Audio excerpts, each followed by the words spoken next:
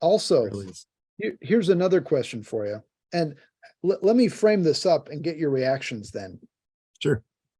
If somebody were to ask me, what's one of those key parts of building relationships?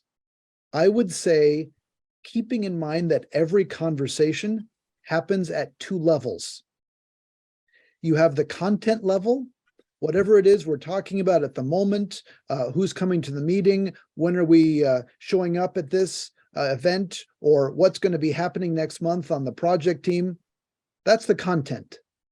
But there's always a relationship level in every conversation. And it's those questions that we're continually asking ourselves. Do they like me? Do I like them? Do they believe I belong here? Do I want to belong here? Am I making a difference in their eyes?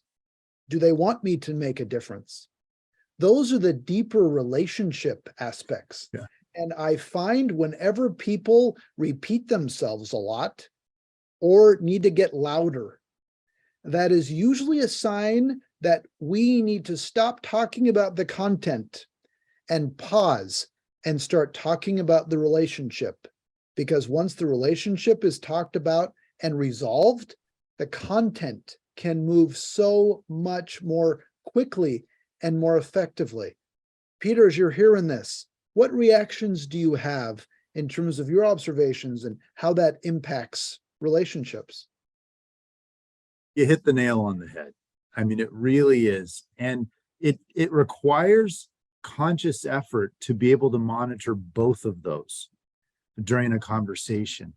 And it helps when you're able to put aside the focus on who's right and who's wrong, and am I right? And you're able to then just focus on strengthening that relationship, or I should say it more as understanding the relationship and not just the content. So you can't just focus on, well, what's my retort to what you just said? It's, oh, I really need to listen to what you've just said. And now we need to put that within the context of what is our relationship? What is some of the history that could be leading to this?